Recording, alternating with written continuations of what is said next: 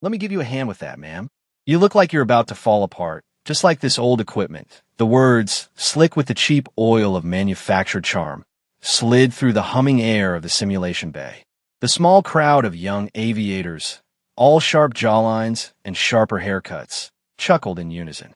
Captain Marcus Thorne, the source of the comment, held a can of soda, its sides sweating with condensation under the harsh fluorescent lights. He gestured with it toward the woman in the plain gray coveralls, who was meticulously checking the power conduits leading to the Aegis Sphere simulator. She didn't look up. Her focus was absolute, her hands moving with a placid economy that seemed to annoy the captain even more. He wanted a reaction, a spark of indignation he could douse with his performative authority. Her silence was a void, and he was determined to fill it with his own noise. He took a deliberate step closer, his polished boots clicking on the concrete floor, a sound designed to draw attention. Seriously, he continued, his voice louder now, playing to his audience. They have civilians older than the Cold War working on billion-dollar tech? No wonder the calibration is always off. Another wave of sycophantic laughter followed. The woman continued her work, her fingers tracing a bundle of fiber-optic cables, her posture one of serene concentration. She was a ghost in the machine, an entity seemingly immune to the social gravity of the room. This absolute lack of acknowledgement was the final insult to Thorne's ego. With a theatrical sigh and a roll of his eyes, he made his move. It was a clumsy, telegraphed gesture, a feigned stumble that brought the open can of soda arcing through the air. The dark, sticky liquid splashed across the back of the woman's head, soaking her silver-streaked hair and dripping down the collar of her gray coveralls. A collective gasp, quickly smothered by nervous snickers, rippled through the pilots. Thorne feigned shock. "Oh my goodness. I am so sorry, ma'am. Clumsy me." He offered a napkin with a smirk that belied his words. The woman finally stopped. She didn't flinch, didn't curse, didn't even turn around immediately. For a long moment, she simply remained still as the soda dripped onto the floor, each drop landing with a small, distinct tap in the sudden, ringing silence. Then, slowly, she straightened up. She took the offered napkin without a word, her movements deliberate and calm. But on the observation deck, 20 feet above the hangar floor, General Wallace leaned forward, his knuckles white on the railing. He had seen her stance, the precise, balanced way she planted her feet, a posture he hadn't seen in 20 years. It was the stance of a pilot who knew how to brace against the gut-wrenching violence of a 9G turn. It was a ghost from his past, and in that moment, he knew the young, arrogant captain below had just made the most catastrophic mistake of his career. The general's eyes narrowed, a storm gathering in their depths. The quiet competence was about to answer the loud arrogance, and the entire base was about to learn a lesson it would never forget. If you believe true respect is earned in silence and not demanded by volume, type competence below. The air in the simulation bay, already thick with the scent of ozone and chilled by industrial air conditioning, grew heavy with a palpable, suffocating tension. The pilots, who moments before had been a chorus of easy laughter, now shifted their weight, their eyes darting between the unmoving woman and their cocksure leader, Captain Thorne. They were predators who had just watched their alpha male bite down on what he thought was a rabbit, only to find it was made of granite. Thorne, for his part, seemed to revel in the discomfort he had created. He saw her silence not as a sign of immense self-control, but as the pathetic acquiescence of a powerless civilian. He mistook her calm for fear, her precision for the obsessive fussiness of an old woman. He doubled down, his voice dripping with condescension. "Well, don't just stand there. Let's get you cleaned up. We have important work to do here. Some of us are responsible for the nation's security. You know," he gestured vaguely at the colossal Aegis Sphere, the simulator he was scheduled to use. "This machine needs to be in perfect working order for pilots like me. We can't have faulty diagnostics from distracted personnel." The insult was clear. Her age and gender were presented as liabilities, her meticulous work a symptom of doddering incompetence. He was painting a masterpiece of prejudice, and his audience, caught between their ingrained respect for his rank and the growing knot of unease in their stomachs, remained silent accomplices. The woman finally turned to face him. Her eyes, a pale, piercing blue, held no anger, no humiliation, no emotion at all. They were like the lenses of a camera, simply observing, recording, and assessing. She took the soiled napkin and methodically wiped the sticky soda from her neck, her movements as precise and unhurried as they had been when she was checking the conduits. Her hands were steady, the knuckles slightly swollen with age, but the fingers were long and sure. They were hands that had spent a lifetime in conversation with complex machinery, hands that understood the language of throttles, yokes, and circuit boards far better than they understood the pointless dialect of ego. From his perch, General Wallace watched this silent exchange with a feeling that was equal parts fury and awe. He recognized those hands.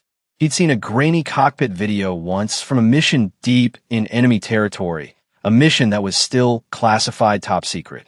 He'd seen those same hands fly a crippled F-14 Tomcat through a blizzard of surface-to-air missiles, landing it on a carrier deck with one engine out and the landing gear held together by little more than a prayer. He remembered the call sign from the after-action report, Wraith. A pilot so skilled, so elusive, she had become a ghost story whispered by 2 generations of naval aviators.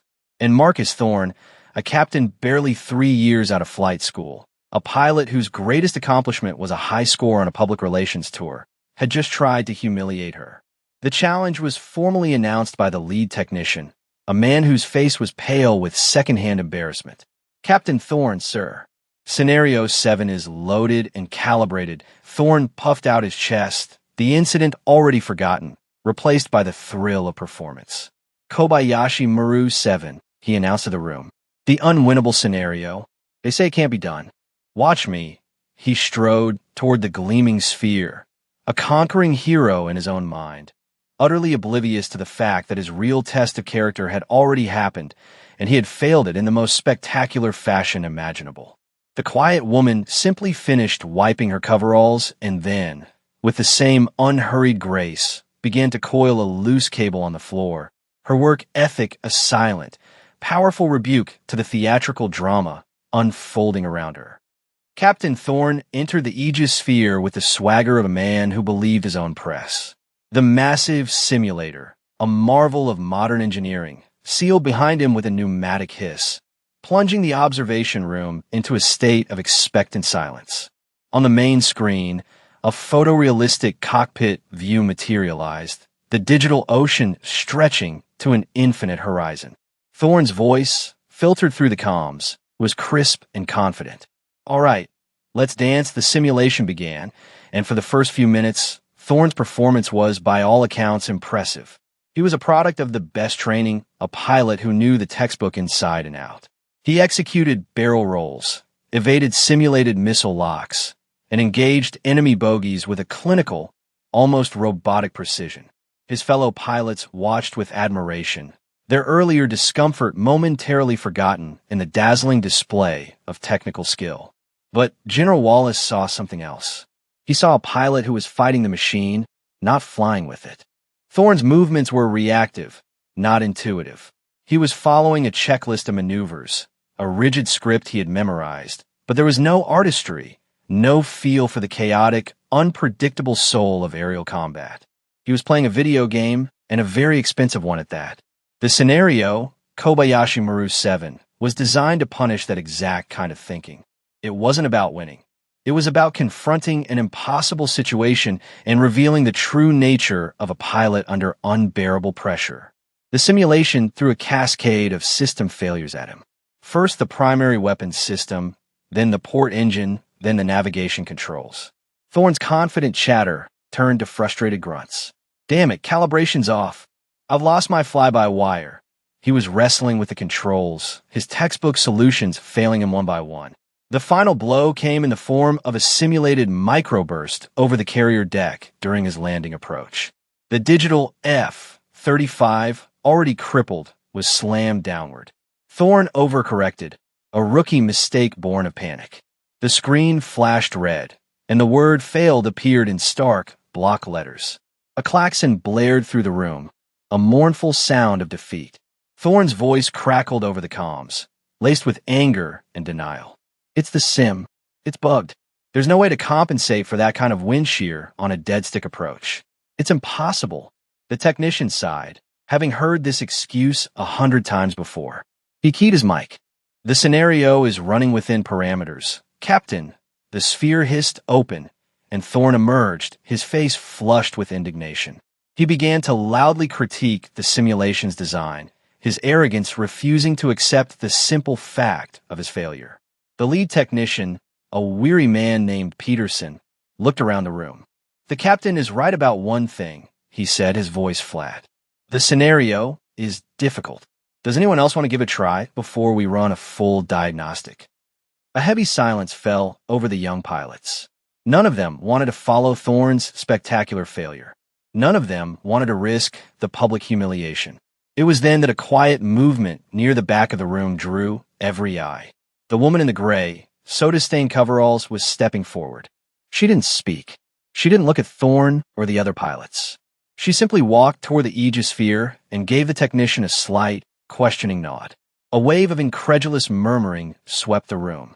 Thorne let out a short, barking laugh. "You gotta be kidding me. What are you gonna do? Fix it with a wrench and some duct tape." But her focus was elsewhere. She was already at the base of the simulator, her hand resting on its cold, metallic skin. Her fingers began to move, not with the uncertainty of a novice, but with the deep, ingrained familiarity of a master craftsman checking her tools. She ran her hand along a seam, her touch gentle, almost reverent. The system's biometric scanner, embedded in the handrail of the entry ladder, pulsed with a soft blue light as her palm passed over it. On a small, secondary screen visible only to the technicians, a string of text flashed for a fraction of a second. User recognized. Rostova, E. Access level. Omega Peterson's eyes widened, but he said nothing. The woman climbed the ladder, disappearing into the dark maw of the machine. The canopy sealed, and this time, the sound was different. It wasn't the sound of a machine closing. It was the sound of a tomb being sealed or a sanctuary being consecrated. The entire room held its breath. The main screen flickered to life again, displaying the same F-35 cockpit, the same turbulent digital sea. But this time, something was profoundly different. There was a stillness inside the cockpit, a sense of deep, abiding calm that seemed to radiate out from the screen and into the observation room itself. The cascade of system failures began almost immediately, just as it had for Thorne. Warning, port engine flame-out warning. Weapons system offline warning. Hydraulic pressure failure. The alerts flashed in angry red letters. But the pilot's response was a study in minimalist perfection. There were no wasted movements, no panicked adjustments. Her hands, visible at the edge of the screen, moved across the controls with the fluid grace of a concert pianist. She wasn't fighting the storm, she was using it. When the port engine died, she didn't fight the resulting yaw. Instead, she incorporated it into a controlled sideslip, a breathtaking maneuver that bled off speed while perfectly aligning her for an approach that defied the simulation's physics. She was making the crippled jet dance to her tune. 3 enemy bogies appeared on the radar, swooping in for the kill. Thorne scoffed from the back of the room. "She's dead. No weapons, no speed. This is a slaughter," but the woman on the screen had no intention of fighting their fight. She did something no one had ever seen before. She cut the remaining engine. For a terrifying second, the only sound from the speakers was the screaming of the wind over the canopy. The F-35 was now a glider, a multi-ton brick falling out of the sky. The enemy pilots in the simulation, programmed to expect a conventional fight, were momentarily confused. That was all the time she needed. She used the jet's momentum and the unique aerodynamics of its design to pull into a maneuver known in only the most classified manuals as a J-turn stall. The plane seemed to hang in the air, motionless, as the 3 bogies, unable to slow down in time, overshot her position. In that split second of vulnerability, she reignited her one good engine with a practiced flick of a switch, the roar of the turbine, a sudden, shocking thunderclap. She fell in behind them, and though her weapons were offline, she used her jet wash and proximity warnings to shepherd the enemy aircraft into a collision course with each other. 3 digital explosions lit up the screen. The room was utterly, completely silent. The pilots looked on, their faces slack with disbelief. They weren't just watching a skilled pilot. They were watching an artist redefine the boundaries of their profession. The final challenge remained, the dead stick landing on a pitching carrier deck in the middle of a typhoon. The wind shear that had destroyed Thorne was now a raging tempest. But where Thorne saw chaos, she saw patterns. She saw the rhythm of the waves, the lull between the gusts of wind. She wasn't flying the plane anymore. She was flying the storm itself. Her approach was steep, far steeper than regulations allowed, but it was perfect. She used a final, terrifying downdraft to slam the plane onto the deck, catching the third arrestor wire with a precision that was not just improbable, but statistically impossible. The screen showed the view from the cockpit, the rain-swept deck of the carrier, perfectly still. Then, the score appeared. Performance rating, 100%. Below it, a new line of text, one no one in that room had ever seen the simulation generate before. New scenario record. Call sign. Wraith. The deafening silence that followed was a physical force, pressing in on everyone. It was the sound of 100 arrogant assumptions being simultaneously and violently shattered. It was the sound of mythology being born. Captain Thorne, his face the color of ash, could only manage 2 whispered words that were swallowed by the void. Not possible. The pneumatic hiss of the Aegis sphere's canopy opening was unnaturally loud in the cathedral-like silence of the bay. Every eye was fixed on the cockpit as the woman in the gray coveralls unstrapped herself and began to descend the ladder. She moved with the same unhurried, methodical calm she had displayed from the very beginning. The impossible feat she had just performed seemed to have had no more emotional effect on her than wiping soda from her collar. She didn't look at the screen with its perfect score. She didn't look at the stunned faces of the young aviators. She didn't look at the ghost-white face of Captain Thorne. Her gaze was fixed on a point in the middle distance. As if she were already focused on her next task, this brief, extraordinary interruption now concluded. As her boots touched the polished concrete floor, a new sound broke the silence, the measured, authoritative tread of heavy footsteps. General Wallace was descending the steel staircase from the observation deck. The pilots, jolted from their stupor by the sight of the base commander, snapped to a rigid, if somewhat ragged, state of attention. Their movements were clumsy, their minds still reeling from what they had just witnessed. Wallace's face was a thundercloud, his eyes cold and hard as chips of flint. He ignored the salutes of the junior officers. He walked right past the lead technician, who seemed to shrink in his presence. He strode past Captain Thorne, who stood frozen, a statue of disgraced arrogance, and did not even grant him a sideways glance. The general's path was direct and unwavering, leading him straight to the woman in the stained coveralls. He stopped a respectful 2 feet in front of her. For a long moment, he said nothing. He simply stood there, a 4-star general before a civilian technician, the disparity in their apparent stations a stark, visual paradox. His gaze flickered from her calm, pale blue eyes to the screen that still proclaimed her impossible victory, and then back again. A flicker of something ancient, a shared memory of service, of sacrifice, of a standard of excellence, almost lost to time, passed between them. Finally, Wallace turned his head slightly, his eyes locking onto his aide, a young lieutenant who was struggling to look anywhere but at the floor. "Lieutenant," the general's voice was quiet, yet it carried the weight of absolute command, cutting through the thick tension like a razor. "Pull up the official service record for consultant call sign Wraith." Authorization Wallace Row Alpha Tango. The name Wraith hung in the air, and for the older technicians in the room, a dim, dusty memory was sparked. It was a name from another era, a legend spoken of in hushed tones in ready rooms and carrier mess halls. The aide, his hands trembling slightly, moved to the main console. He fumbled with the keyboard, his usual slick efficiency gone, replaced by a nervous awe. He typed in a call sign and the general's authorization code. The screen displaying the perfect score of the simulation flickered and was replaced by a secure military personnel file. A single photograph appeared, a much younger version of the woman, her hair dark, wearing the formal dress uniform of a naval admiral. The entire room seemed to suck in a single, collective breath. The mystery of her skill was about to be laid bare for all to see, and the scale of Captain Thorne's transgression was about to be magnified 1,000-fold. The service record of Admiral Eva Rostova illuminated the main screen, each line of text landing like a hammer blow on the fragile egos of the assembled pilots. The information scrolled into view not as a simple biography, but as a litany of impossible achievements, a testament to a career spent living in the stratosphere of human capability. The silence in the room deepened, transforming from shock into a profound, almost religious reverence. The name at the top, Rostova EVA, rank, Admiral 010, was stunning enough, but it was the details that followed that dismantled reality piece by piece for the onlookers.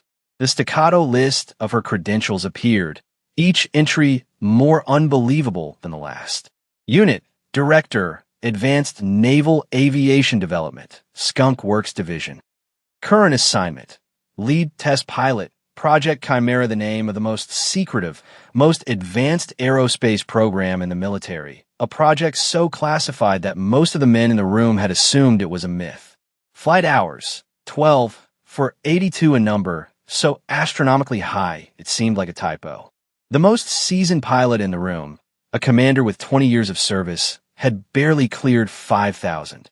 Aircraft certifications, F-14 Tomcat, F/18 Super Hornet, F-22 Raptor, F-35 Lightning II, State Route 71 Blackbird, classified operator. The last entry caused a fresh wave of gasps. The State Route 71 program had been officially decommissioned for decades. To have flown, it meant she was part of a history that was not written in public records. The list of commendations was a river of valor.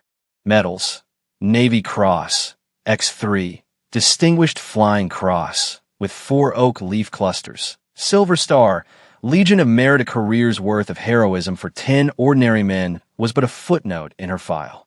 Then came the mission classifications, long strings of code words and redacted locations that spoke of a shadow war fought far from the public eye. Operation Desert Storm, Operation Enduring Freedom, Operation Redacted, Task Force Redacted.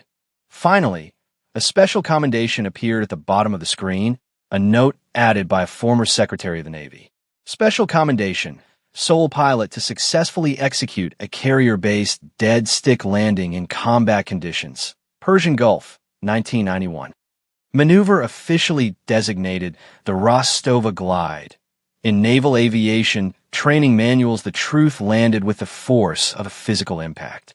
They hadn't just witnessed an impossible simulation. They had witnessed the maneuver's creator, the legend herself, performing her signature move. The very technique Thorne had dismissed as impossible was named after the woman he had just humiliated. General Wallace let the information sink in, allowing the full weight of their ignorance to settle upon the room. Then, he turned to face Admiral Rostova. In one sharp, practiced motion, he brought his hand up in the most precise, respectful salute of his long and storied career. It was not the perfunctory gesture owed to a superior officer. It was the salute of a warrior to a living deity of his craft. "Admiral," he said, his voice thick with emotion. "On behalf of this command, I apologize for the unprofessional welcome you have received." He then slowly lowered his salute and turned his gaze upon the assembled pilots, his eyes burning with a cold fire. He looked directly at Captain Thorne, who seemed to be shrinking inside his flight suit. For those of you who still believe rank is something you wear on your collar and respect is something you can demand with a loud voice, the general's voice was low, but it resonated with absolute authority. You are profoundly mistaken. You have spent your careers studying manuals and flight charts. Today, you were given a lesson by the woman who wrote them. "Captain Thorne," he said, his voice dropping even further, becoming a blade of ice. "You didn't just disrespect an officer. You didn't just embarrass this command. You took it upon yourself to pour soda on a piece of history. You tried to humiliate a legend." The story of what happened in the Aegis Sphere did not just spread, it detonated. It bypassed the official channels of communication, traveling at the speed of light through the military's informal, invisible network of gossip and rumor. It was a modern myth, told in hushed tones in mess halls on the other side of the world, typed in encrypted chats between pilots on deployment, and whispered in the maintenance bays of distant air bases. The tale of the Admiral and the Captain became an instant legend, a cautionary tale about the mortal danger of making assumptions. The details grew with each telling, but the core truth remained. Quiet, unassuming competence had publicly and decisively silenced loud, posturing arrogance. The simulator itself became a hallowed ground. Pilots who entered it now did so with a newfound sense of reverence. The technicians who had witnessed the event firsthand unofficially renamed Scenario 7. It was no longer Kobayashi Maru. It was now simply the Wraith's test. To achieve a passing grade was considered a mark of skill.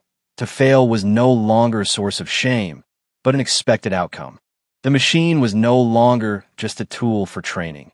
It was a monument to an impossible standard of excellence. For Captain Marcus Thorne, the aftermath was not a formal punishment. A letter of reprimand in his file would have been a far kinder fate. Instead, he was forced to endure something far worse: the complete and utter shattering of his own self-image. He had built his identity on a foundation of swagger and perceived superiority, and Admiral Rostova had demolished that foundation with a single, silent act of brilliance. He was adrift. He avoided the other pilots, the weight of their silent judgment more damning than any verbal rebuke. A week after the incident, he formally requested a private meeting with Admiral Rostova. He found her not in a grand office befitting her rank, but in a small, cluttered workshop filled with blueprints and disassembled avionics.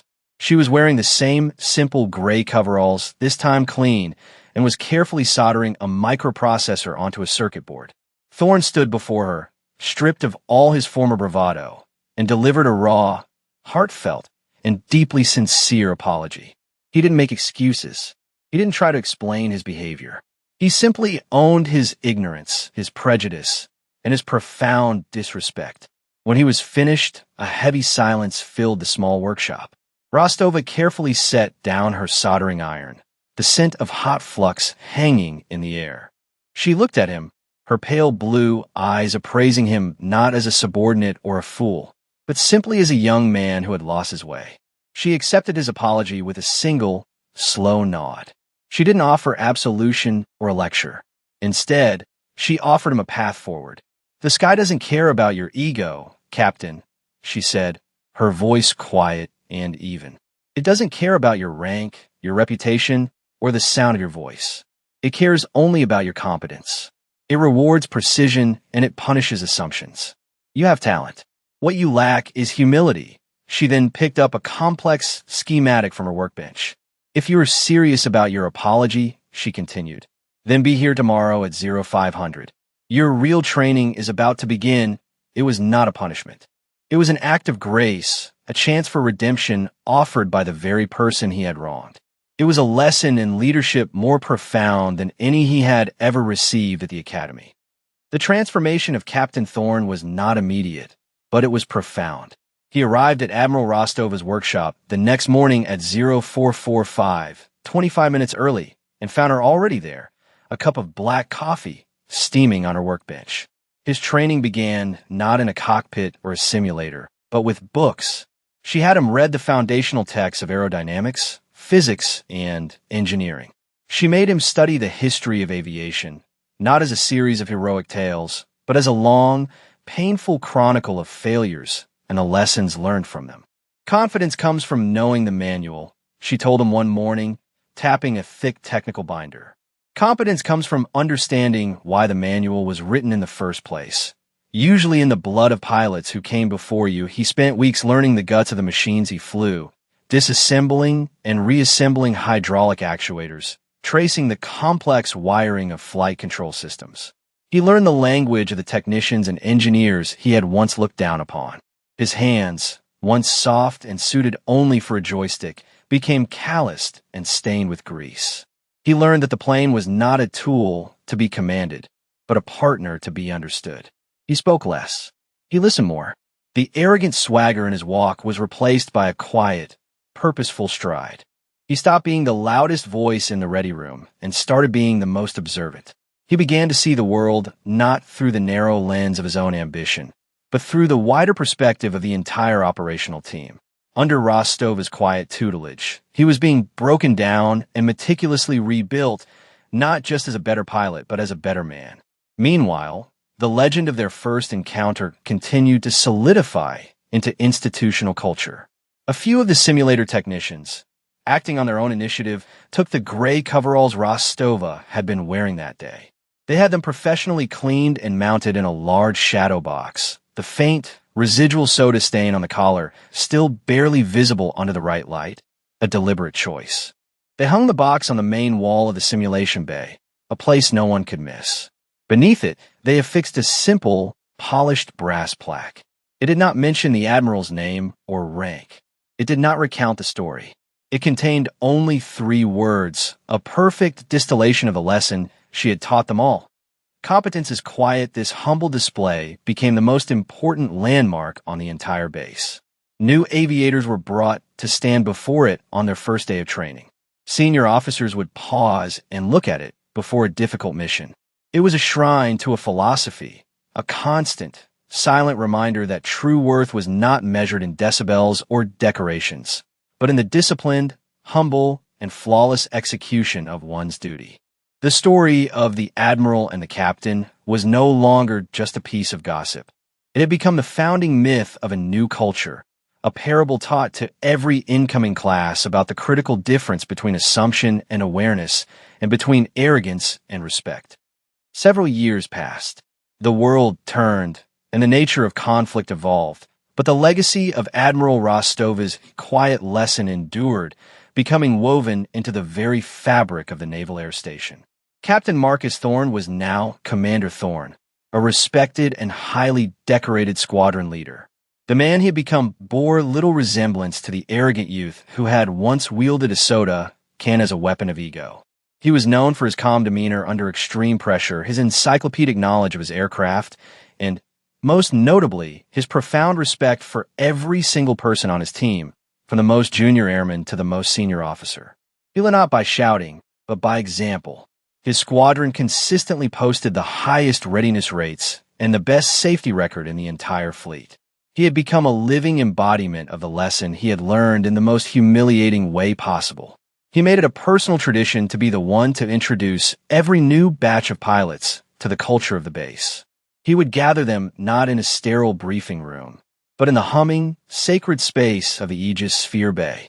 He would stand them before the framed gray coveralls, the faint stains still a ghostly presence on the fabric, and he would tell them the story.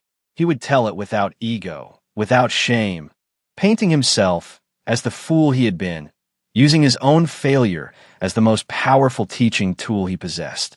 "I thought I was the best," he would say to the young, eager faces, his voice quiet and steady. "I thought my rank and my flight hours gave me the right to judge others. I saw an old woman in a technician's uniform, and I made an assumption. That assumption was the biggest mistake of my career, and learning from it was the greatest gift I ever received." He would point to the plaque. "Never forget this. In the air, there is no room for arrogance. The laws of physics do not care about your opinion of yourself. Your aircraft will only respond to one thing, your competence. Prove your worth with your actions, not your words. Earn your respect through your professionalism, not your volume." The training curriculum for the entire Naval Air Wing had been subtly redesigned around this philosophy. There's a new emphasis on cross-disciplinary understanding, with pilots required to spend time working with maintenance crews and engineers required to spend time in simulators.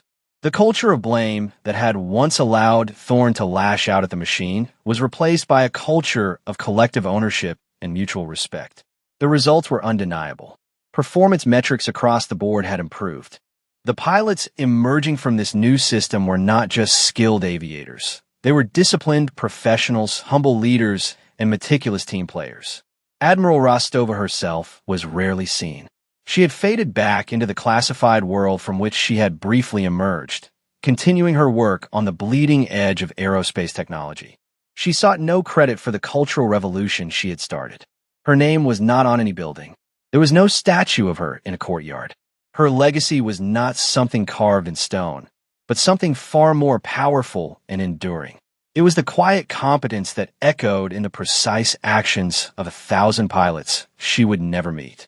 It was a standard of humble excellence that was now passed down from one generation to the next, not in a loud speech, but in a respectful nod to a maintenance chief, in an extra hour spent studying a schematic, in the deafening, beautiful silence that followed a perfect landing on a carrier deck, a silence that said more about honor, duty, and respect than any words ever could.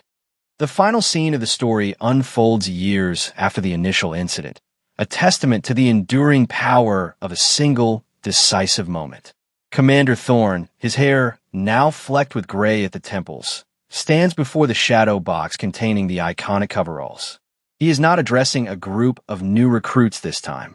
He stands with a single, very young, very nervous ensign, a pilot fresh out of flight school who had made a minor but costly mistake during a training exercise earlier that day. The ensign is expecting a reprimand, a dressing down that would mark the end of his nascent career. Thorne, however, has not raised his voice. Instead, he has brought the young man here to this quiet humming space. He taps the glass of the display case, his finger resting over the faint, brownish stain on the collar. "You see that?" Thorne asks, his voice soft. "That is the mark of arrogance. My arrogance. I put that stain there because I thought I knew everything. I assumed the person wearing this uniform was insignificant, beneath me, because she was quiet and older and didn't wear her rank on her sleeve." He then gestures to the entire display, the simple coveralls, the gleaming brass plaque. "And this," he says, his voice filled with a reverence that has not diminished with time, "is the monument to competence." Her competence. She didn't argue with me. She didn't file a complaint. She simply went into that simulator. He points to the Aegis sphere and showed me, and everyone else, what true excellence looks like. She taught me that your value is not determined by the opinion of others, but by the quality of your work. Your mistake today, ensign, was not a failure of skill. It was a failure of focus. You were trying to impress, not to perform. You were being loud in your head. You need to learn to be quiet. He looks the young pilot in the eye, offering not condemnation, but mentorship. This place, this story, is the soul of this command. It is our reminder that assumptions are the enemy of truth. Arrogance is the enemy of growth. In a world that is constantly screaming for attention, the loudest voice is almost always the one with the least to say. True strength, true respect, is found in the quiet, disciplined, professional execution of your duty. It is something that must be proven, never proclaimed. The commander places a reassuring hand on the young ensign's shoulder, the cycle of mentorship continuing, the legacy of the quiet Admiral passed on once more. The final image is a slow zoom onto the brass plaque, its 3 simple words seeming to glow with a profound and timeless wisdom, a creed for any who seek to master their craft and themselves.